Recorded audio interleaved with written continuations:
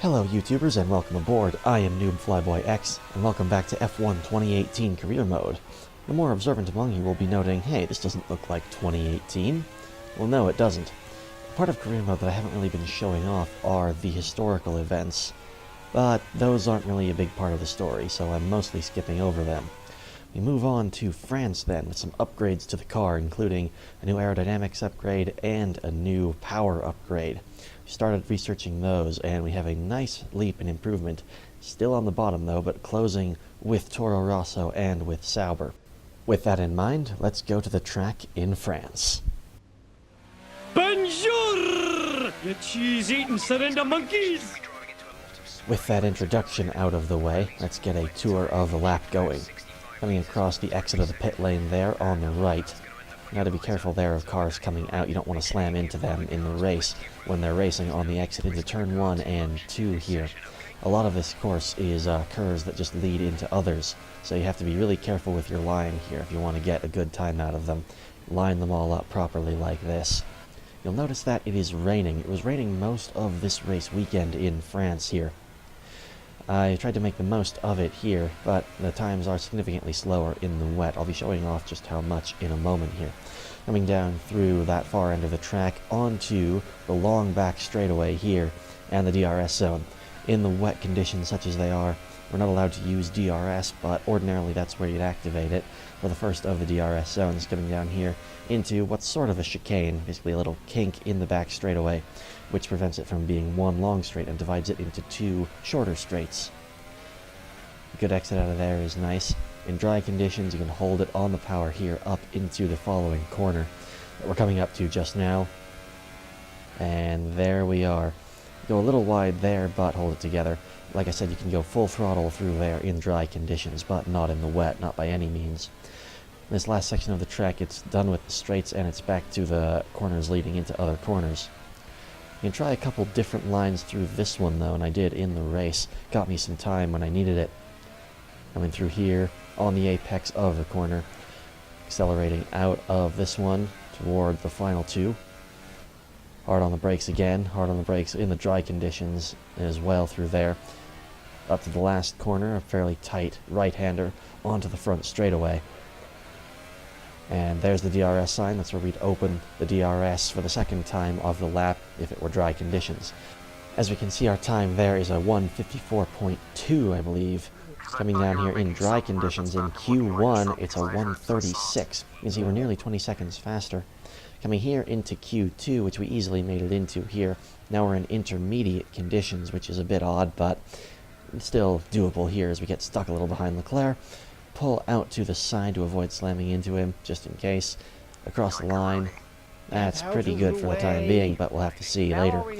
Unfortunately, though, as the session goes on, it dries out and we tumble down the order. Out of the top 10, so we can't go into Q3. It looks like we'll be starting from P14 on the grid unless someone has a penalty that might promote us up a little ways. It's a bit annoying then, our rival Kevin Magnussen a bit ahead of us, but we'll have to make the most of it. But the same thing happened to me in Spa in 2011 and I had a recovery. I'll be looking for that in the race here in France. Let's talk about the Iceman. That was a solid result in their last race. Can they keep that momentum going this weekend?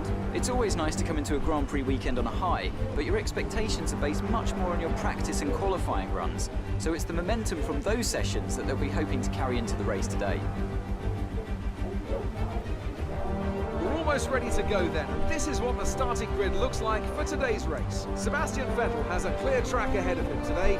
He starts in pole position and Valtteri Bottas will line up alongside. Looking down the rest of the grid, we have Ricciardo, Perez, Nico Hülkenberg and Ocon, Grosjean, Leclerc, Ericsson and Kimi Räikkönen, Verstappen, Hamilton, Iceman and Alonso, Gasly, Hartley, Kevin Magnussen and Stoffel van Dorn, Stroll and Carlos Sainz starts from the back of the grid. And now it's time to head down to the track. Okay, be wary of the cars ahead braking suddenly into one. We could ruin our race if we hit them. Good luck. So we'll have just a quick look at the strategy there. It's going to be wet weather this entire race, so no reason to do anything except the one-stop strategy on the wets. Tire wear is fine as the lights go out. There we go from P13, promoted up the ways as Kevin Magnussen continues an unlucky streak there, unfortunately. Here we come down into turn 1 here, way to the inside of everybody else, trying to make up some positions as, of course, we get the usual slow start, made even a little worse by the wet conditions, but we slide in just behind Max Verstappen in the Red Bull there. Coming down into the set of turns here, the first complex, holding it together fairly nicely. We're in cinematic mode because my recording didn't get nearly as long as Kevin Magnussen tries to look up our outside there, or inside into that corner rather. We are trying to hold on the brakes, trying not to go too fast and not chip our front wing off. We want this to be a fairly clean race, as clean as we can get it, because we can't afford to lose any time in the slower conditions of the wet weather anyway. Hold it ahead of ahead of Kevin Magnussen, behind Max Verstappen, even as Magnussen has a look up our outside on the back straightaway. There he goes, past us a little bit. Can we fight back on the brakes? There we go, a little bit. And we've got him back. There we go. That's our position held. We'll be looking to defend from him as the race goes on, as well as catch up to Verstappen, hopefully pass him, and make it even more difficult for Magnussen to get the position back on us, so we can continue to extend the gap in the rivalry that we have. Going through there, cars bunching up into this corner here. Going through, still staying behind Verstappen. No opportunities to pass just yet in these corners. It's pretty difficult, even as we have a look there up the inside, but Verstappen's got the power on the outside and keeps us behind him as we head towards the end of the first lap here. Magnussen's still right there, still bunched up pretty nicely from the early stage of the race.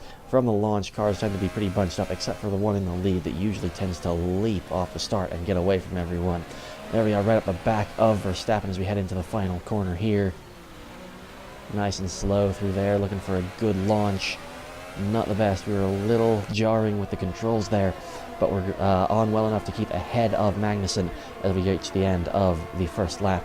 Following Verstappen into the first corner. A couple laps later, just on the next lap, Verstappen has already passed Marcus Ericsson, and we're looking to do the same here in just a moment. Get past that Sauber and continue our way up the field into the points from 13th.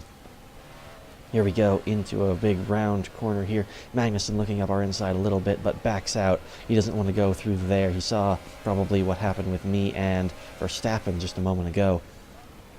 Following Ericsson through, I want to stay close to him. The AI are good in these corners, unlike in many others in this game. Going through into the second to last corner. Ericsson's holding it together pretty well. I look up the inside, trying to make up a little distance, but brake a little early. Into the final corner there. That's a bit better. Here we go, onto the front straightaway. We're in Ericsson's slipstream here. This is looking pretty good for an overtake. We can probably dive it late onto the brakes here and get past him into turn 1 if we can stay close. Here we come in the slipstream, pull to the outside, and there we go. Neat as you like, even in the wet weather conditions, up past Ericsson. Verstappen up next. He's getting held up a little bit by Charles Leclerc. He makes quick work of Leclerc, though, by lap 4. As again, we come on through the final corner and the front straightaway. Leclerc just in front of us here in his slipstream again. Second Sauber in our sights as we go down through the grandstands, past the pit lane here. Leclerc's a little bit further ahead. This one might be a bit trickier. Cut to the outside. He brakes a little early. And there we go. Up the inside of him, actually. My mistake. And there we go into the first couple corners. And we've dealt with both Saubers. Verstappen is a long way up the road from here, though. We're going to have to put our foot down if we want to catch him.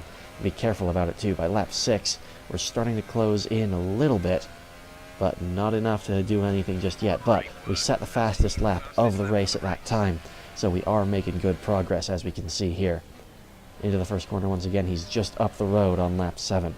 By the end of that lap, we have caught up to him. He's being held up by Sergio Perez in the Force India. We're gaining on him. We're on his gearbox here. We might be able to get him. I know he can brake a lot later than the two Saubers can, of Leclerc and Ericsson behind us, who we've actually gapped quite significantly. We're closer to Verstappen, though, than we to either of the Saubers. Up the inside there. That's a favorite spot for overtaking, and we've got him.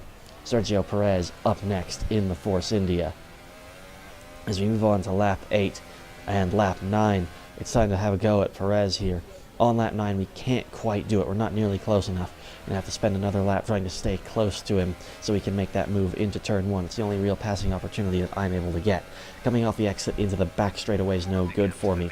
But here, on lap 10, we're getting in on him. He defends the inside. As you've seen me go up the inside several times. I go around the outside this time, though. And there we go. That looked nice and tidy. But there's a yellow flag behind us, actually, and I see Perez is slow on the track. Here's a replay as we go around the outside here. It doesn't show it perfectly, but as we exit that last straightaway, Perez gets a bit tail happy, sliding the back of that Force India out. Fortunately, it didn't look like there was much contact between us. There was no warning for it, so we'll carry on. Takes up until lap 13, though, before we catch up to our next target, Roman Grosjean. Here onto the back straightaway, you can see he's starting to get away from me a little bit. There he goes. There's the leap, which means I can't use the back straightaway as a passing opportunity. Even if the DRS was here, I'm not sure I'd be able to do it. As ahead of us, there's Lewis Hamilton with an engine failure, and we're dodging him. I just slipped by him. Ocon and Grosjean up ahead had to take evasive action here. On lap 13, though, we dive into the pits with Roman Grosjean. Here's what I like Williams for.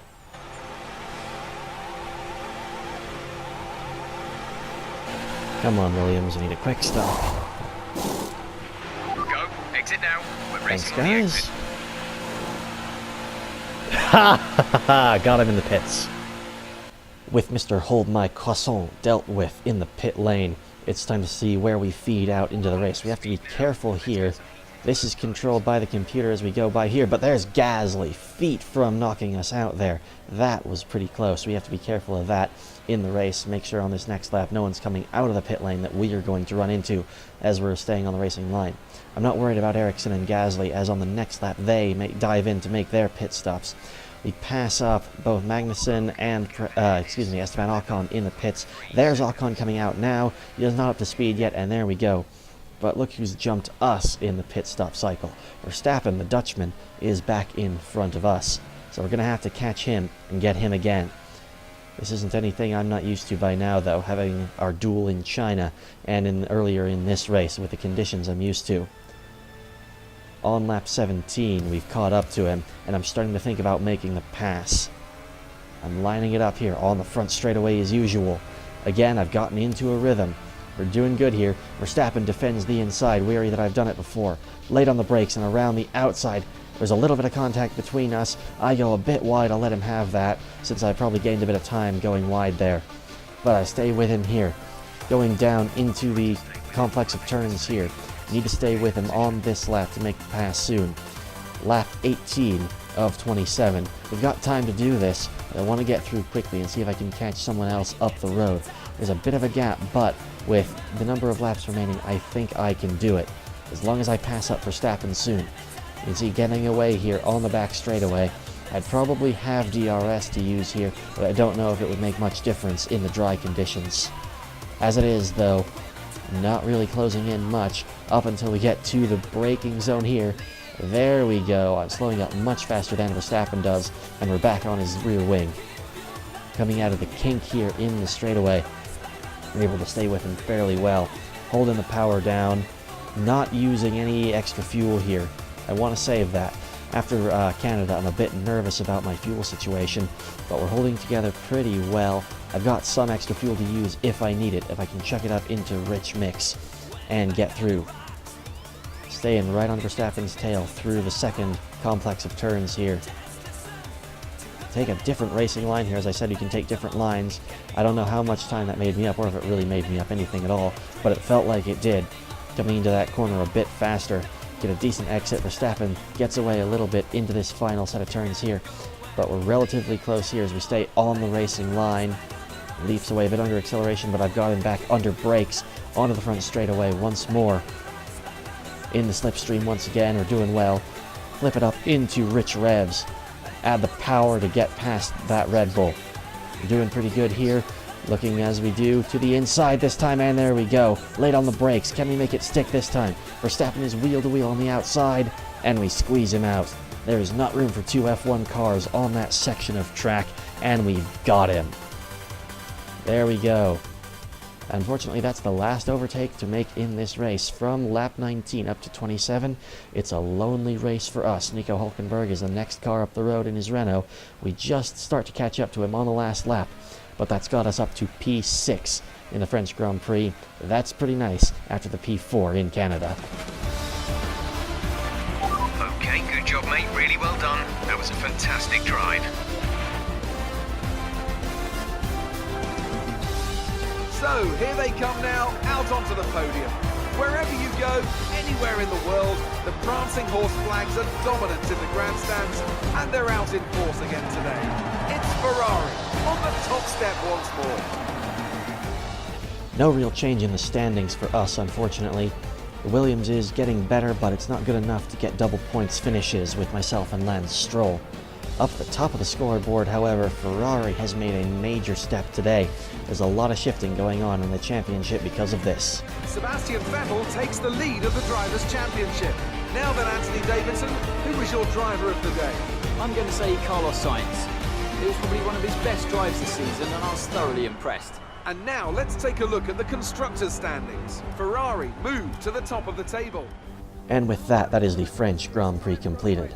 Our next career mode video is going to be a while. It'll be probably in March when we get the next one out, as I'm headed back to school for my spring semester. Even so, I should have a couple videos for you guys in the coming days. Until then though, thank you very much as always for watching. Stay fast and have a nice day.